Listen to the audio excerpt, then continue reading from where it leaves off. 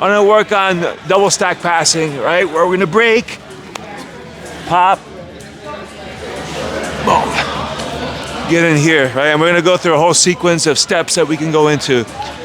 Like anything else, I have to be able to open the guard first. Once I have an open guard, we're just gonna jump in, boom, both at the same time, and you're gonna get uncomfortably close to his crotch, right? So I don't wanna be out like this. You won't be able to lift. You're gonna dive in, boom, all right? And I'm trying to get my shoulders as close to his hips as I can with my hands gripping tight on the waistline. It's not a slack grip. I should be trying to squeeze the life out of it. Here, boom. So I'm cinching it. But it's going on the top of the thigh. Here. Once I'm like this, I want to get a good base. If I'm like stretched out here, I'm not going to be able to sit upright. When I break the guard, I should already have a knee wedge. So my left knee is already behind the tailbone. So my left knee is already in position. I just got to bring the right knee in. And now I can snatch up. Boom. The goal here is to try to get his hips over his head. Initially, you're not going to get there, but you want to start getting the job done. So when I snatch up, boom. Now, the weight transfer starts to happen where I want to move my weight off my knees to my chest and get his thighs heavy. Okay? Again, if you put the hips over the head, that's going to be the perfect stack. He's obviously going to be keep pushed back because he doesn't want that to happen. A few extra things we can do rather than just staying on the hips. I'll cross here. Okay, so I'll hook this far hip, hook far shoulder. This is gonna give me two things. One, harder for him to slide away because now I've anchored myself to him, right? Because here sometimes they'll shimmy away from you a little bit, and then you're trying to get here and they keep moving out. So that keeps me in. Two, once I start putting the weight in, this becomes like a paper cutter choke as I start diving in here, right? So I'm trying to make his life miserable, all right?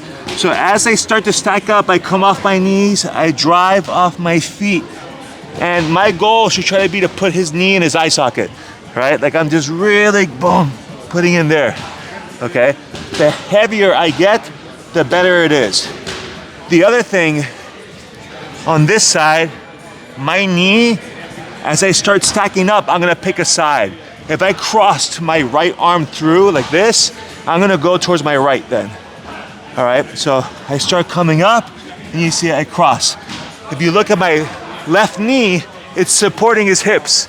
So he can't collapse the hips back down. Because if you get all the way here and his hips fall, he's back to square one. So when I drive, boom, I'm here. Now, if you find a hard time using your knee to support the hip, that's when you could opt to release this hand once you're here and hold the hip up like this, right? So that's a secondary option. But ideally, if you can keep everything clasped and just use your knee, that's good. The final part, which is what most beginners goof up, is that they get all the way here, they're doing great, and then they do this. You make too much space. Any half-decent guy, the legs are gonna return to the start position. Right, so if I'm here and I'm doing this, instead I push. So I press with my chest so hard that either I'm gonna fold him like a pancake or he's gonna let the legs slide out. And I'm putting choking pressure, I'm putting that immense inversion pressure. He wants the pass to happen at a certain point. It's like if I stay here any longer, I'm gonna break my back or I'm gonna get choked, right? So all together, I'm in like this here, I break, scoop in.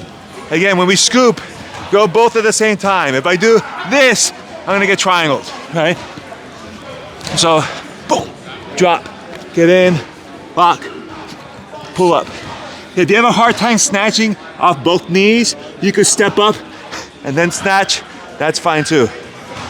Cross, boom. Again, I could stay here or like what I did there, I could just switch, boom, support the lower back. Drive, drive, drive, drive, drive, drive, drive, drive, boom. The key there is you're not in a rush. When you try to rush it, you're gonna move fast, make space. I'm trying to smash. So it's like a garbage compactor, just, he's gonna make the movement. Any questions? Initial break. You can do any break. If I'm doing a knee wedge, which is what I'm doing here, knee in the tailbone, hips pushing down. I want to keep his hips on the floor. Power step at a diagonal. So I'm not going straight back. I'm not going straight to the side. I'm going at a diagonal and I'm pressing. Boom. At the same time, my hips are twisting. What I'm trying to do is lengthen his legs because this is his guard. His guard can only stay locked at a certain distance, especially when I'm inside of it. So if I just did like this, his guard's fine. Even if I stretch, but I'm here with my guard square, his legs can still reach. When I blade my hips here, you see I'm stretching them much further. And I'm also getting the power of my hips to pop. But an important part is also pressing the hips down. Because if I don't do that pressure and I do this, he'll just ride up and follow me. And his hips will come off the mat.